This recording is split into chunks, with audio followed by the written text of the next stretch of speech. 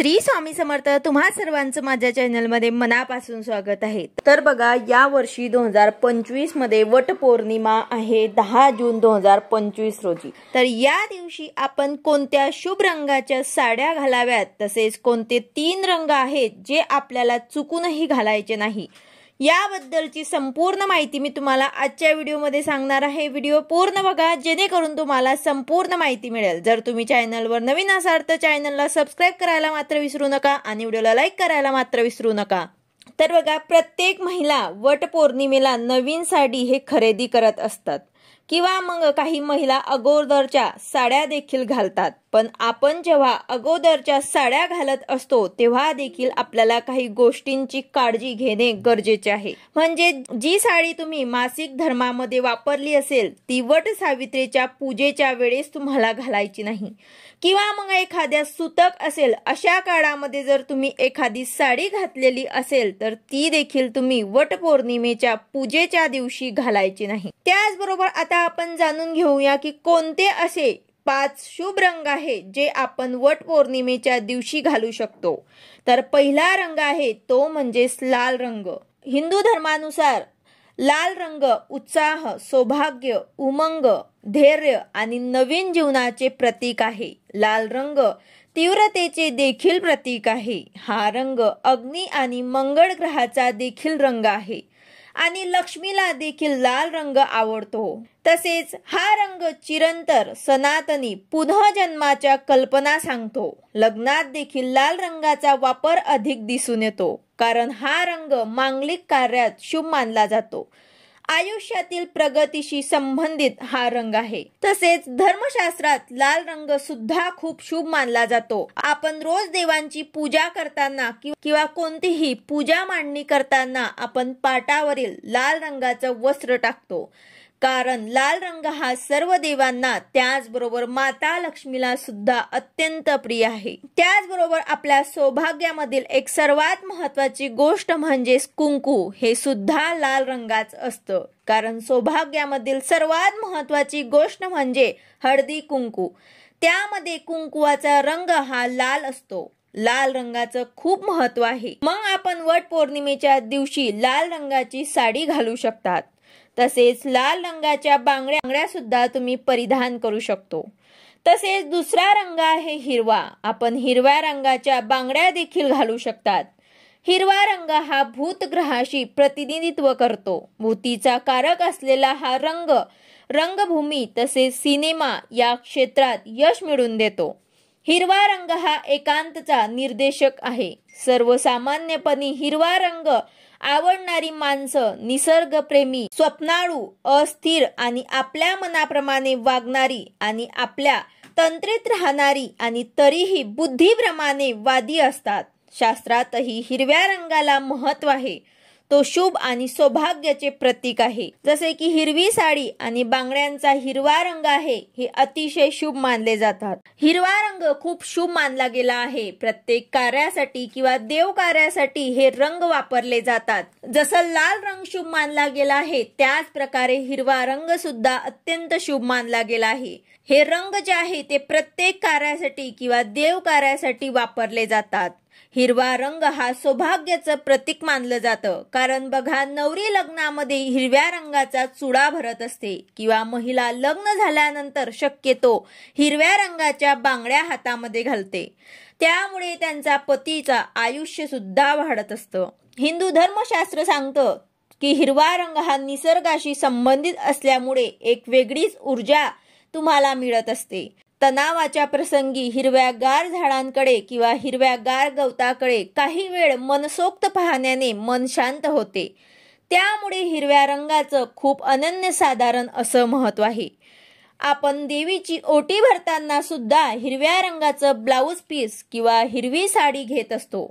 त्यावरूनच हिरवा रंग हा किती महत्त्वाचा आहे। त्यामुळे तुम्ही वट पौर्णिमेच्या दिवशी हिरव्या रंगाची साडी सुद्धा घालू शकतात। यानंतर तिसरा रंग आहे तो म्हणजेच गुलाबी रंग।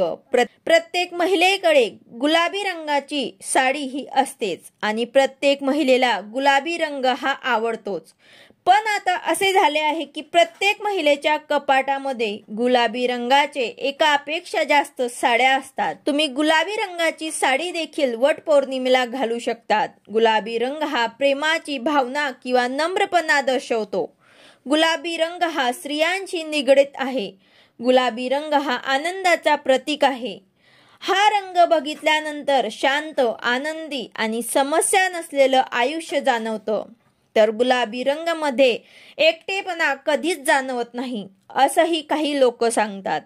गुलाबी रंग नेहमी तुम्हाला तुम्ही कलाकार आहात असा भास करून देतात. गुलाबी रंग हा नेहमी स्त्रियांना आकर्षित करतो. स्त्रीचं वय काही असो तरी त्यांना गुलाबी रंग आवडतोच. गुलाबी रंगाचे कपडे परिधान केल्यामुळे आपल्याला सुद्धा खूप प्रसन्न होतं आणि वेगळीच ऊर्जा आपल्याला मिळत असते. आणि गुलाबी रंगामुळे सुख समाधान येतं आणि मन सुद्धा शांत राहते. त्यामुळे तुम्ही वटपौर्णिमेच्या दिवशी गुलाबी रंगाची साडी सुद्धा घालू शकतात. यानंतर चौथा रंग आहे तो म्हणजे केशरी रंग. असे म्हटले जाते की भगवा रंग ज्ञान, त्याग, शौर्य, पवित्रता आणि सेवा यांचे प्रतीक आहे. हे हिंदू धर्माच्या मूलभूत घटकांपैकी एक आहेत. म्हणूनच छत्रपती शिवाजी महाराजांच्या सैन्याचा, रामकृष्ण अर्जुनाचा रथावरील ध्वज जो आहे तो या रंगाचे आहे. हा सूर्योदय आणि सूर्यास्ताचाही प्रतीक आहे, जो अधर्माचा अंधार दूर करतो, धर्माचा प्रकाश पसरवण्याचा संदेश देतो. म्हणजेच भारताच्या शाश्वत, सनातनी आणि पूर्वजन्मीच्या संकल्पांना सांगणारा हा रंग आहे, जो अंधकार आणि वाईटाचा नाश देखील करत असतो. त्यामुळे तुम्ही केशरी रंगाची साडी देखील वटपौर्णिमेच्या दिवशी घालू शकतात. यानंतर पाचवा रंग आहे तो म्हणजे पिवळा. आता पिवळा रंग हा अत्यंत शुभ रंग आहे. पिवळा रंग जर आपण वटपौर्णिमेच्या दिवशी परिधान केला तर आपल्याला भगवान विष्णूंचा देखील आशीर्वाद हा प्राप्त होतो. भगवान विष्णूंना पिवळा रंग हा अत्यंत प्रिय आहे. तसेच पिवळ्या रंगामुळे आपला गुरुग्रह देखील मजबूत होतो. वास्तुशास्त्रानुसार पिवळा रंग अहिंसा, प्रेम, आनंद आणि ज्ञानाचे प्रतीक मानले जाते.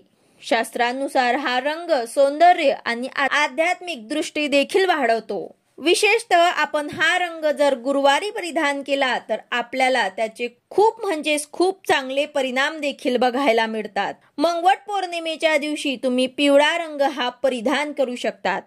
आता हे झाले 5 शुभ रंग. तुम्ही या 5 शुभ रंगापैकी कोणत्याही रंगाची साडी घालू शकतात. आणि त्यानंतर जे काही उरलेले रंग आहेत मग त्यामध्ये आकाशी रंग किंवा मग पोपटी रंग किंवा मग राणी कलर या रंगाच्या साड्या देखील तुम्ही घालू शकतात. फक्त काही असे रंग आहेत त्या रंगाची साडी आपल्याला घालायची नाही. तर त्यामध्ये महत्त्वाचं म्हणजे काळा रंग, गडद निळा रंग आणि पांढरा रंग. हे तुम्हाला 3 रंगाच्या साड्या चुकूनही या दिवशी परिधान करायच्या नाही.